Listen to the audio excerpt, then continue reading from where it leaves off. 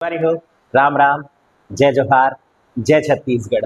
वो नाम शेखर है। मैं नॉलेज हब संचालित करता हूँ रायगढ़ छत्तीसगढ़ में, आपके अपन प्रदेश छत्तीसगढ़ में। संगवारी हो समाचार जो छत्तीसगढ़ के हमन पढ़त हन बहुत जोर शोर ले चलत है। पूरा एक हफ्ता ए महीना के कवर कर चुके हैं। अब 8 अप्रैल के आज समाचार आप मन के सम्मुख लेकर के हाजिर हुए हों। 8 अप्रैल के समाचार ला हिंदी में आत हो और शुरू करत हो। कुछ बहुत जरूरी समाचार है भाई, हिंदी में आता हूँ। पहले समाचार पर आते हैं। पहले समाचार पर एक खिलाड़ी है, यहाँ दिख रही ये खिलाड़ी टिकेश्वरी साहू रायपुर की रहने वाली है और म्यू थाई खेलती हैं। म्यू थाई वैसे भी छत्तीसगढ़ में बहुत कम खिलाड़ी हैं इसके, और ये 5 बार की नेशनल चैंपियन भी हैं। पर अभी क्यों चर्चा में है? चर्चा में इसलिए है क्योंकि हाल ही में ये वर्ल्ड म्यू थाई चैंपियनशिप 2025 जो कि अंटालिया तुर्की में होने वाली है। क्या होने वाला है? वर्ल्ड म्यू थाई चैंपियनशिप साल 2025 का कहाँ होने वाला है? अंटालिया में। कब? तो 23 से लेकर 31 मई के बीच। उसमें भारतीय दल में चुने जाने वाली छत्तीसगढ़ से एकमात्र खिलाड़ी हैं। उपलब्धि है हमारे राज्य के लिए, और ये पदक जीतती हैं तो अंतर्राष्ट्रीय स्तर पर छत्तीसगढ़ की छवि और बेहतर होगी और मजबूत होगी। तो अभी से शुभकामनाएं अग्रिम दे सकते हैं आप इन्हें, और ये न्यूज याद रख सकते हैं। टिकेश्वरी साहू और वर्ल्ड म्यू थाई चैंपियनशिप में भाग लेने वाली हैं। 5 बार की नेशनल लेवल चैंपियन रह चुकी हैं। फिर बात करते हैं अगले न्यूज पर। अगले न्यूज में है छत्तीसगढ़ में भूजल रिपोर्ट, जो कि चिंताजनक है। ऑफ कोर्स हर साल गर्मी आते आते ही इस तरह की रिपोर्ट आनी प्रारंभ होती है और हम ब्लॉक आधारित सर्वे करते हैं। ब्लॉक आधारित सर्वे में पता ये चलता है कि कितने जगहों पर कितने ब्लॉक ऐसे हैं जहां गर्मी बढ़ने के साथ साथ भूगर्भिक जल का या अंडरग्राउंड वाटर लेवल जो है वो बहुत गिर जाता है। ऐसे में बहुत हानिकारक दृष्टि से जिन जगहों का चिन्हांकन किया गया है, छत्तीसगढ़ के कुल 146 ब्लॉक में से 5 ब्लॉक ऐसे हैं जो बहुत हाईली सेंसिटिव हैं, जहां अंडरग्राउंड वाटर की स्थिति या भूगर्भिक जल की स्थिति बहुत खराब है। जिसमें बेमेतरा में सर्वाधिक है। बेमेतरा जिले से खुद बेमेतरा, बेरला और नवागढ़ ब्लॉक, 3 ब्लॉक यहाँ से, बालोद से गुरूर ब्लॉक और रायपुर से धरसीवा ब्लॉक अति चिंताग्रस्त हैं। इसके अलावा 21 ऐसे भी हैं ब्लॉक जो इस गर्मी में चिंताग्रस्त से अति संकटग्रस्त की तरफ बढ़ सकते हैं। तो ये प्रॉब्लम है। अभी तो 5 ब्लॉक का रिपोर्ट आया है। किसने तैयार की है? केंद्रीय भूमि जल बोर्ड के रीजनल मुख्यालय यानी क्षेत्रीय मुख्यालय के द्वारा ये रिपोर्ट जारी की गई है।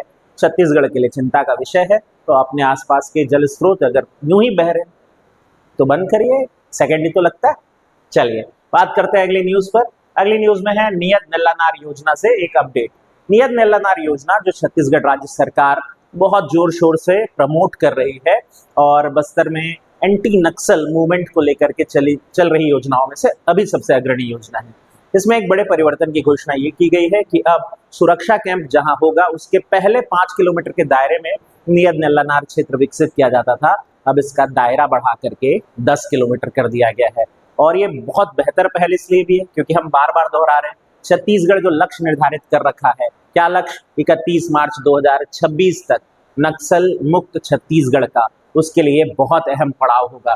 तो सुरक्षा कैंप के 10 किलोमीटर के दायरे में अब नियत नल्लानार क्षेत्र होगा। पहले ये 5 किलोमीटर के दायरे में हुआ करता था। तब से ये योजना शुरू हुई थी 15 फरवरी साल 2024 से योजना चल रही है और इसको अभूतपूर्व सफलता भी अब तक मिल रही है। कल ही एक बड़े संख्या में, इनफैक्ट 28 नक्सल जो विचारधारा के लोग थे उन्होंने आत्मसमर्पण भी किया है। तो 15 फरवरी 2024 में योजना शुरू हुई थी। इस योजना में नियत नल्लानार जो दंडामी बोली का शब्द है, इसका अर्थ होता है आपका अच्छा गांव। नक्सल प्रभावित जिलों में प्रशासन और लोगों के बीच बेहतर संबंध स्थापित करने के लिए, विश्वास जगाने के लिए योजना चलाई जा रही है। इसकी पूरी डिटेल वीडियो आपको मेरे YouTube चैनल में और मिल जाएगी, जिसमें मैं बहुत डिटेल से इस योजना के सारे छोटे छोटे बड़े पहलुओं को हल किया हूँ। बस उसमें एक डाटा अपडेट करिएगा कि सुरक्षा कैंप के अब 10 किलोमीटर के दायरे में नियत नल्लानार क्षेत्र होगा। उससे बाहर कोई प्रश्न नहीं जाएगा और एडीओ एग्जाम के लिए बहुत इंपॉर्टेंट टॉपिक होगा। इसका लिंक मैं आपको डिस्क्रिप्शन में नीचे डाल दूंगा, तो आप वहां से भी इसको देख पाएंगे। फिर बात करते हैं अगली न्यूज पर। हाँ, अस्तित्व के लिए जूझता हुआ एक मुर्गा। कौन सा है मुर्गा? मुर्गे का नाम है असील। ये जो ऊंची गर्दन वाला आप एक मुर्गा देख रहे हैं, यही है असील मुर्गा। क्यों जाना जाता है? बस्तर अंचल में होने वाली मुर्गा लड़ाई।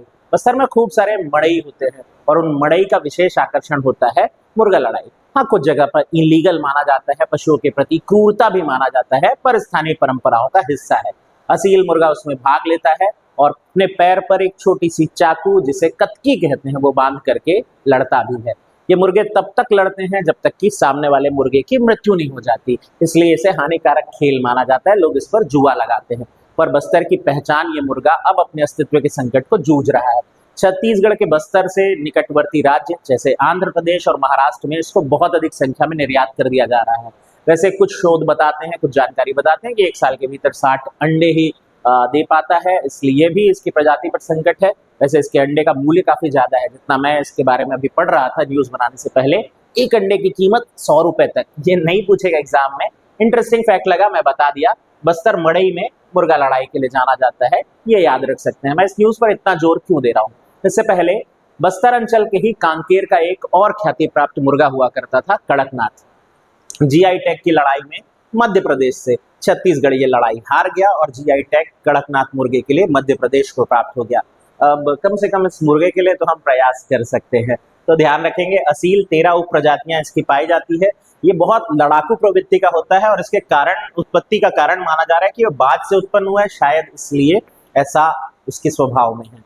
बात करते हैं अगली न्यूज पर। बीजापुर वार्षिक मेला। बीजापुर का वार्षिक मेला जो बहुत बड़े स्तर पर आयोजित होता है और सिर्फ बीजापुर का ही नहीं बल्कि आसपास के और जो जिले हैं सहित जो निकटवर्ती राज्य है उनके भी एक बड़े मेले के रूप में जाना जाता है। बीजापुर नगर के रहवासियों के आराध्य देवता माने जाते हैं चिकटराज जी, जिनकी तस्वीर यहाँ आप देख पा रहे हैं। उनके सम्मान में इस मेले का आयोजन किया जाता है। कब किया जाता है मेले का आयोजन, ये एक अगला क्वेश्चन हो सकता है। तो प्रत्येक वर्ष चैत्र नवरात्रि जो रामनवमी का त्योहार होता है उसके बाद आने वाले मंगलवार को मेला शुरू होता है। 3 दिवसीय मेले का आयोजन होता है और अलग अलग लोग, अलग अलग क्षेत्र के लोग यहाँ सांस्कृतिक सौहार्द को बढ़ावा देने के लिए इकट्ठा होते हैं। 2 चीजें याद रखने की है, चिकटराज देव जो बीजापुर के देवता हैं, और दूसरा ये मेला कब लगता है। तो चैत्र रामनवमी जो है, चैत्र माह में आने वाली नवरात्रि में रामनवमी के बाद पड़ने वाले मंगलवार में आयोजन किया जाता है। 2 फैक्ट जरूर याद रखेंगे, बहुत इंपॉर्टेंट है। आजकल संस्कृति से जुड़े हुए प्रश्न बहुत पूछता है। फिर बात करते हैं हम अगली न्यूज पर। अगली न्यूज है एक film, Kajri the battle for freedom. ये एक शॉर्ट फिल्म है, शॉर्ट फिल्म पर चर्चा में है। मुख्यमंत्री महोदय इस फिल्म का पहला प्रदर्शन हाल ही में देखे और समाज के लिए एक बहुत अच्छा संदेश देने वाली फिल्म कहते हुए उन्होंने इसको प्रमोट भी किया। मैं इस फिल्म का प्रमोशन करने नहीं आया हूँ, हालांकि ये फिल्म यूट्यूब पर उपलब्ध है, आप चाहे तो देख सकते हैं। चूंकि ये समाचार महत्वपूर्ण हो सकता है इसलिए आपको बता रहे हैं।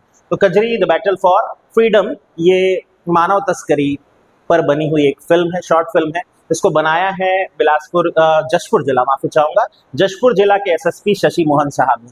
खुद अभिनय भी किया शशि मोहन साहब, यहाँ तस्वीर में आप उनको देख पा रहे हैं। खुद अभिनय भी किया, कुछ भोजपुरी फिल्मों में भी अभिनय कर चुके हैं वो, और कुछ छत्तीसगढ़ी फिल्मों में भी अभिनय कर चुके हैं और नेशनल अवार्ड के लिए नॉमिनेट तक हो चुके हैं। तो ये फिल्म बनी है, मानव तस्करी के ऊपर आधारित है और ये एक बहुत बड़ी समस्या है, खासतौर पे जशपुर अंचल में तो इसका हर दूसरे दिन एक आध केस आप पढ़ रहे होंगे।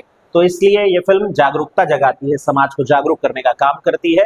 मुख्यमंत्री चूंकि इसको देख करके महत्वपूर्ण माने तो हम इसके बारे में बता रहे हैं। दैनिक भास्कर आज इस पर समाचार भी कवर किया था।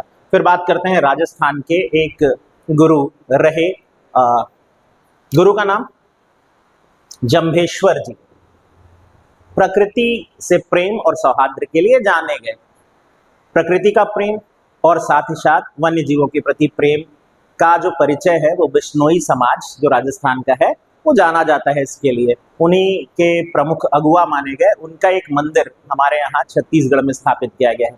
ये बिश्नोई समाज द्वारा छत्तीसगढ़ में बनाया गया पहला मंदिर है और ये मंदिर स्थापित हुआ है रायपुर के रामाभाटा में और गुरु जंभेश्वर जी के सम्मान में बनाया गया। ये है गुरु जंभेश्वर जो कि कौन सा समाज, बिश्नोई समाज, उसके लिए जाने जाते हैं।